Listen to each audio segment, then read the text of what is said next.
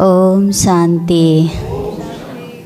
प्राण प्यारे बाप दादा, परम आदरणीय हमारी मीठी बिंदु दीदी जी, जो माँ की पालना दिए है, इतना अच्छा लगा।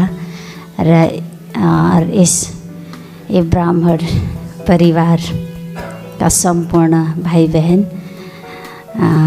फिर भी हमारा ओम शांति। कहाँ से शुरू कर हम जब ज्ञान में आए, हमारा घर तो बहुत दूर पड़ता था सेंटर से, गांव में। जी गोपीगंज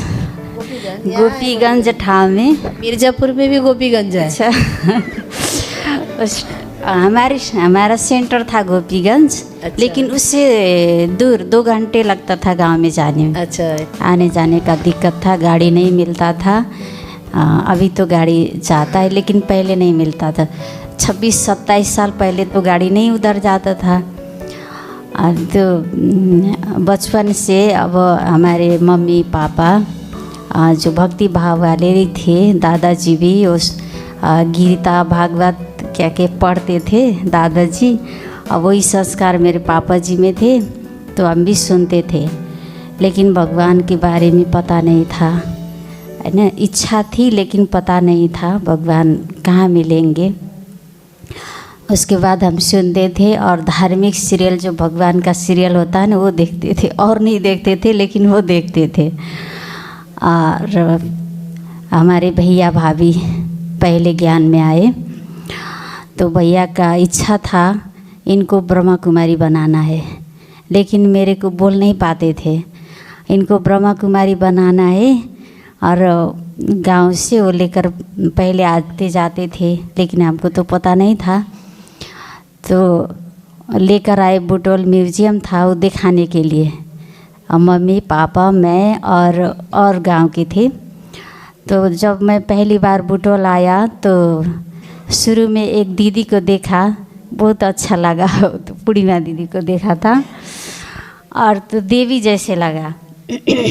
दीदी का ये बाल भी लंबा लंबा, और इतना अच्छा लगा कि ऐसा देवी नहीं बोलती थी दीदी भी, अब नए नए थे। तो इतना अच्छा लगा कि ऐसे ही जीवन बनाना है। संकल्प तो लिया, और फिर वापस घर आए, फिर भूल गए। 1 वर्ष के बाद फिर गांव में मेरे घर में ही वो भागवत कथा क्या वो था उस समय, और मेरे भैया ने चित्र प्रदर्शनी का कार्यक्रम किया। थोड़ा थोड़ा सुना, उसके बाद कोर्स चला। कोर्स में भी मैंने चित्र कुछ नहीं देखा, लेकिन मैं एक संकोच वाली थी। बोल नहीं पाती थी, एकदम डर लगता था। दीदी को देखकर भी डर लगता था। इसके बाद कोर्स किया। लगता है मेरे भैया ने, भाभी ने मेरे जीवन को कल्याण करने के लिए वो निमित्त बने, है ना। जब मैं बाबा के घर में आई तो 16 साल की थी। और उसके बाद जब मैं कोर्स किया, गांव में तो साधन नहीं था मुरली सुनने के लिए, तो सेंटर में आना पड़ता था। घर में भैया पढ़ते थे, लेकिन मैं सुनने नहीं जाती थी। अच्छा लगता था, लेकिन नहीं जाती थी। तो मैंने क्या सोचा, अब बाबा के घर में जाना है। घर के भैया भाभी, मेरे 4 भैया है और 4 भाभी है। एक भैया को तो पसंद था ज्ञान, लेकिन और दूसरे भैया लोग को पसंद नहीं था, इसलिए वो विरोध करते थे। तब मैं सेंटर आई। 1 हफ्ते के लिए, 1 दिन के लिए आती थी। ये सद्गुरुवार के लिए मैं बाबा के घर में आती थी। 1 महीने बैठ जाती थी। घर में जाने की इच्छा नहीं होता था, तो फिर घर जाती, फिर एक दिन के लिए आती थी, फिर 1 महीने बैठ जाती थी। ऐसे करते फिर बाबा मिलन के टाइम आया मधुबन जाने का, और मेरे भैया ने तो पहले टिकट बना दिया। इनको तो ब्रह्मा कुमारी बनाना है, उनका इच्छा था। लेकिन मेरे अंदर से भी मैं बोल नहीं पाती थी, इसीलिए मैं उतना ज़्यादा नहीं कर पाती थी। भाषा मेरा दूसरा था, गांव का भाषा। इधर आए तो सब नेपाली भाषा पूरा चेंज करके, बाबा ने कहते हैं ना परिवर्तन करो, लेकिन मेरा जीवन फुल परिवर्तन हो गया। तो मैं भाषा समझ नहीं पाती थी ज़्यादा।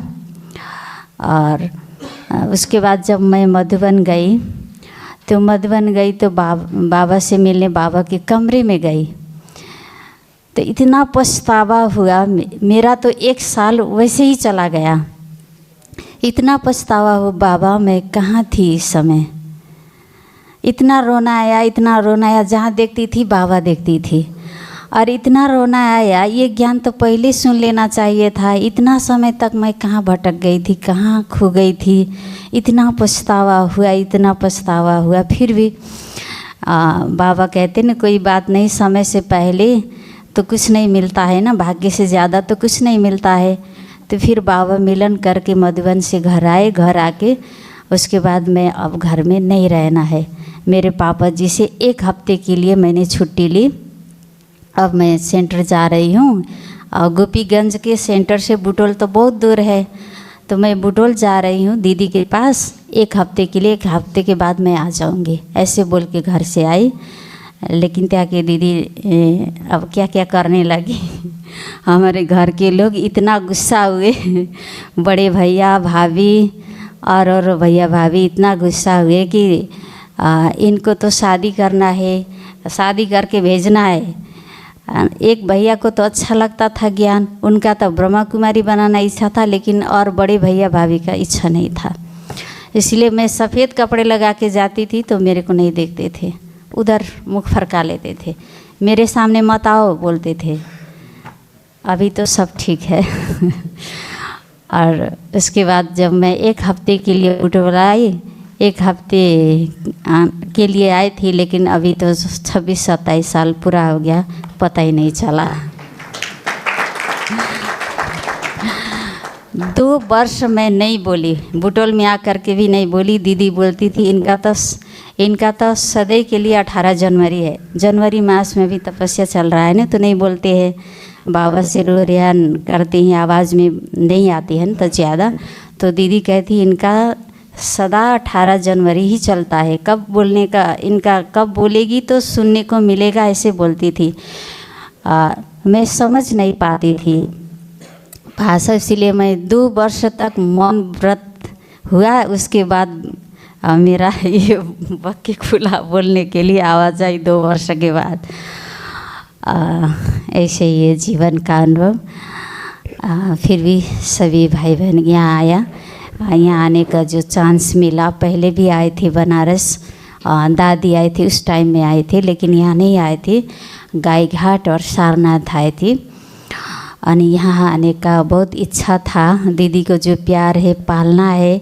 नज़दीक से तो नहीं लिया था, लेकिन नाम मैं भी सुनती थी, दीदी ऐसी है वैसी है। तो ये यहाँ आने का बहुत इच्छा था, तो भी बाबा ने पूरा कर दिया। आज 2 दिन रुके, बहुत अच्छा लगा। और दीदी का अनुभव भी सुना। दीदी जैसे बोलती है तो ऐसा लगता है अंदर से ताकत आ जाता है, ऐसा लगता है दीदी में वो पावर है, शक्ति है। दीदी के बाणी सुनने से ही ताकत आ जाता है। अच्छा, ओम शांति। ओम शांति। कहाँ पहुँच गए थे सुनते सुनते? हैं? तो हाँ, सब जहाँ जहाँ ले जा रही थी बहनें वहाँ वहाँ पहुँच गए होंगे ना। तो ये है अनुभव का कमाल। सभी बहनों का अपने जीवन का अलग अलग अनुभव है ना। किसी का भी किसी से मैच नहीं करता अनुभव। और ये भी देखिए कि कोई भी बाबा का बच्चा बिना अनुभव के यहाँ नहीं टिक सकता। अगर अनुभव नहीं है बाबा का, किसी भी प्रकार का, बाबा के प्यार का, मदद का, शक्ति का अनुभव नहीं है ना, तो वो यहाँ नहीं टिक सकता है।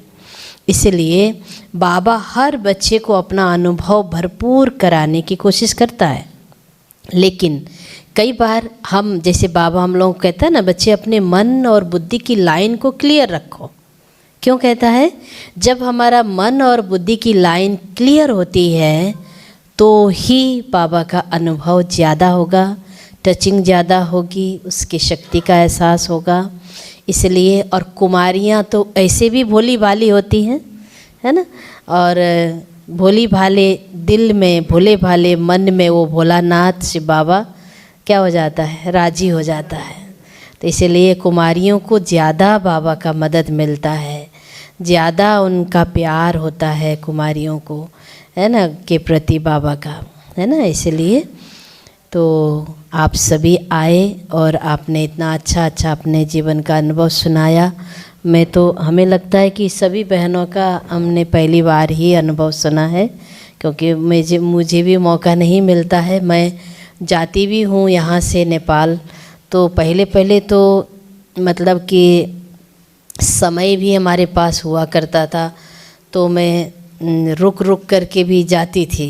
भैरवा रुके, फिर बुटवल रुके, कमला दीदी बार बार मुझे बुलाते, तुम आती हो सीधा पोखरा चली जाती हो, क्योंकि जो बॉर्डर है, बॉर्डर से 30 किलोमीटर की दूरी पर तो बुटवल है, लेकिन मेरा जो लौकिक घर है लगभग बॉर्डर से 300 किलोमीटर की दूरी पर है।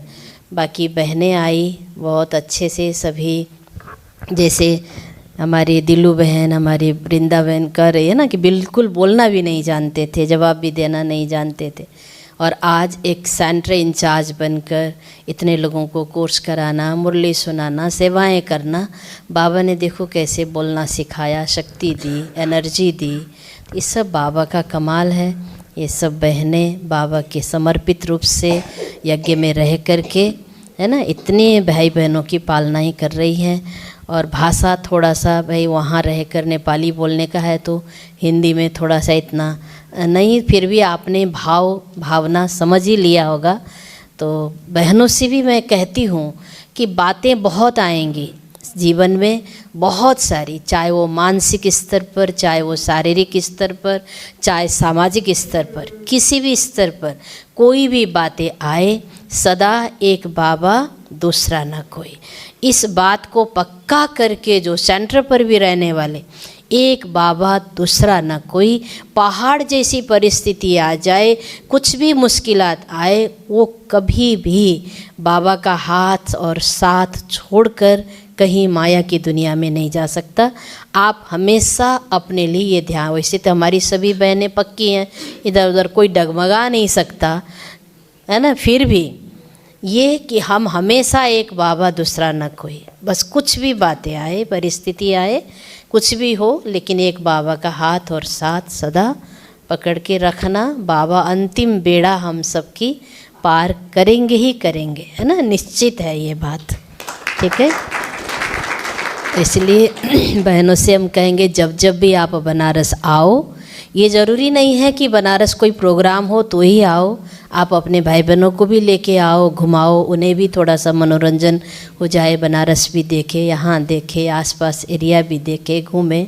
तो आप लेके आना चाहो तो कोई प्रोग्राम बना करके भी आप आके ज़रूर यहाँ आना। बनारस आए तो ज़रूर यहाँ आना, या अपना प्लान भी बना लेना, है ना, घूमने का। सबको अच्छा लगता है कि नया नया जगह जाएं, देखें, घूमें, तो सबको अच्छा लगता है ना। तो बहनों को फिर तहे दिल से बहुत बहुत शुक्रिया, आप आए, सबको अपना अनुभव सुनाया, सबको नया नया सीखने को भी मिला, है ना। ऐसा आपका जीवन भी दिन दोगुनी रात चौगुनी दुआओं से भरपूर, और आप उड़ते रहें और उड़ाते रहें, है ना। आप सभी को फिर से मकर संक्रांति की बहुत बहुत बहुत हार्दिक शुभकामनाएं एवं बधाई। अभी हम सभी बाप दादा के पास चलेंगे, बाबा को भी बधाई देंगे, है ना, बाबा को भी भोग खिलाएंगे, फिर उसके बाद आप सभी भोग खा करके फिर जाना, ठीक है। ओम शांति।